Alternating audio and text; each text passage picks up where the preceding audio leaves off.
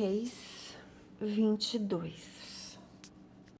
A profecia contra Acabe. Durante 3 anos não houve guerras entre Arã e Israel. No 3º ano, entretanto, Josafá, rei de Judá, foi visitar o rei de Israel. Este havia perguntado aos seus oficiais: por acaso vocês não sabem que Ramote, Gileade, nos pertence e ainda não estamos fazendo nada para retomá-la do rei de Arã?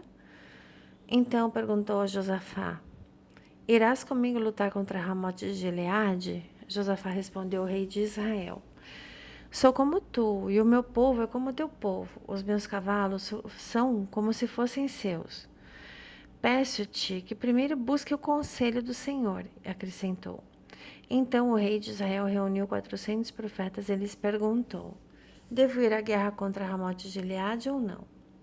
Eles responderam: sim, pois o Senhor a entregará nas mãos do rei. Josafá, porém, perguntou: não existe aqui mais nenhum profeta do Senhor a quem possamos consultar? O rei de Israel respondeu a Josafá: ainda há um homem por meio de quem podemos consultar o Senhor, mas eu o odeio, porque nunca profetiza coisas boas a meu respeito, somente coisas ruins. É Micaías, filho de Imla. O rei não deveria dizer isso. Josafá respondeu. Então o rei de Israel chamou um dos oficiais e disse: traga imediatamente Micaías, filho de Imla. Usando vestes reais, o rei de Israel e Josafá, rei de Judá, estavam sentados em seus respectivos tronos na eira, à porta da Samaria, e todos os profetas estavam profetizando diante deles. Zedequias, filho de Kenaaná, tinha feito chifres de ferro e declarou: assim diz o Senhor, com estes chifres você ferirá os arameus até que sejam destruídos. Todos os outros profetas profetizavam a mesma coisa, dizendo: ataca Ramote de Gileade, e serás vitorioso, pois o Senhor a entregará nas mãos do rei. O mensageiro que tinha ido chamar Micaías lhe disse: veja, todos os outros profetas predizem que o rei terá sucesso. Fale favoravelmente para que a sua mensagem esteja de acordo com a deles. Micaías, porém, disse: tão certo como vive o Senhor, direi o que o Senhor me disser. Quando ele chegou, o rei lhe perguntou: Micaías, devemos ir à guerra contra Ramote de Gileade ou não? Ele respondeu: ataque e será vitorioso, pois o Senhor a entregará nas mãos do rei. O rei lhe disse: quantas vezes devo fazer você jurar que irá me dizer somente verdade em nome do Senhor? Então Micaías respondeu: vi todo Israel espalhado pelas colinas, como ovelhas sem pastor, e o Senhor disse: estes não têm dono, cada um volte para casa em paz. O rei de Israel disse a Josafá: não disse a você que ele nunca profetiza nada de bom a meu respeito, mas apenas coisas ruins? Micaías prosseguiu: portanto, ouça a palavra do Senhor. Viu o Senhor assentado no seu trono, com todo o exército dos céus diante dele, e à sua direita e à sua esquerda. Então o Senhor disse: quem enganará Acabe para que ataque Ramote de Gileade e morra lá? Um sugeria uma coisa, outro sugeria outra, até que finalmente um espírito saiu e se apresentou diante do Senhor e disse: eu o enganarei. De que maneira? Perguntou o Senhor. Ele respondeu: sairei e serei um espírito mentiroso na boca de todos os profetas do rei. O Senhor disse: você conseguirá enganá-lo, vai e faça isso. Assim o Senhor pôs um espírito mentiroso na boca de todos esses profetas. O Senhor decretou a sua desgraça. Então Zedequias, filho de Kenaaná, aproximou-se, deu um tapa no rosto de Micaías e perguntou: por qual caminho foi o espírito da parte do Senhor quando saiu de mim para falar a você? Micaías respondeu: você descobrirá no dia em que estiver se refugiando, ora em um esconderijo, ora em outro. O rei de Israel então ordenou: peguem Micaías e enviem-no de volta a Amon, o governador da cidade, e a Joás, filho do rei, e digam: assim diz o rei: ponham este homem na prisão, a pão e água, até que eu volte em segurança. Micaías declarou: se você de fato voltar em segurança, o Senhor não falou por meu intermédio. Ouçam o que estou dizendo a todos vocês, acrescentou. A morte de Acabe em Ramote de Gileade. Então o rei de Israel e Josafá, rei de Judá, foram atacar Ramote de Gileade. O rei de Israel disse a Josafá: entrarei disfarçado em combate, mas tu usa as tuas vestes reais. O rei de Israel disfarçou-se e foi para o combate. O rei de Arã tinha ordenado aos 32 comandantes dos seus carros de guerra: Não lutem contra ninguém, nem soldado nem oficial, senão contra o rei de Israel. Quando os comandantes dos carros de guerra viram Josafá, pensaram: certamente este é o rei de Israel. Então eles o cercaram para atacá-lo, mas Josafá gritou.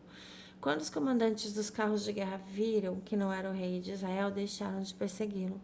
De repente, o soldado disparou o arco ao acaso e atingiu o rei de Israel entre os encaixes da sua armadura. Então o rei disse ao condutor do seu carro: dê a volta e me tire do combate, fui ferido. A batalha se intensificou durante todo o dia. Assim, o rei teve que enfrentar os arameus em pé no seu carro de guerra. O sangue do ferimento ficou escorrendo até o piso do carro de guerra e, ao cair da tarde, ele morreu. Quando o sol estava se pondo, propagou-se um grito em todo o acampamento: cada homem para a sua cidade, cada homem para a sua terra. Assim, o rei morreu e foi levado para Samaria e ali o sepultaram. Lavaram o seu carro de guerra em um açude em Samaria, onde as prostitutas se banhavam, e os cães lamberam o seu sangue, conforme a palavra do Senhor havia declarado. Os demais acontecimentos do reinado de Acabe e tudo o que se realizou, o palácio que construiu, com revestimentos de marfim em todas as cidades que fortificou, constam nos registros históricos dos reis de Israel. Acabe descansou com seus antepassados e Axias, o seu filho, sucedeu-o como rei. O reinado de Josafá, rei de Judá. Josafá, filho de Asa, tornou-se rei de Judá no 4º ano do reinado de Acabe, rei de Israel. Josafá tinha 35 anos de idade quando se tornou rei e reinou 25 anos em Jerusalém. A mãe dele chamava-se Azuba e era filha de Sili. Em tudo andou nos caminhos de Asa, seu pai, e não se desviou deles, fez o que é justo aos olhos do Senhor. Contudo, os santuários locais não foram removidos, o povo continuava a oferecer sacrifícios e a queimar incenso neles. Josafá teve paz com o rei de Israel. Os demais acontecimentos do reinado de Josafá, as suas conquistas e as suas façanhas militares constam nos registros históricos dos reis de Judá. Ele livrou o país dos prostitutos culturais que restaram depois do reinado de Asa, o seu pai. Ora, na época não havia rei em Edom, mas um governador nomeado. Josafá construiu uma frota de navios mercantes para buscar ouro em Ofir, mas nunca o trouxeram, pois eles naufragaram em Ezion-Geber. Naquela ocasião, Axias, filho de Acabe, disse a Josafá: os meus marinheiros poderão navegar com os teus. Josafá, porém, recusou. Josafá descansou com seus antepassados e foi sepultado junto deles na cidade de Davi. O seu antepassado, o Jeorão, o seu filho, sucedeu-o como rei. O reinado de Axias, rei de Israel. Acasias, filho de Acabe, tornou-se rei de Israel em Samaria no 17º ano do reinado de Josafá, rei de Judá, e reinou 2 anos sobre Israel.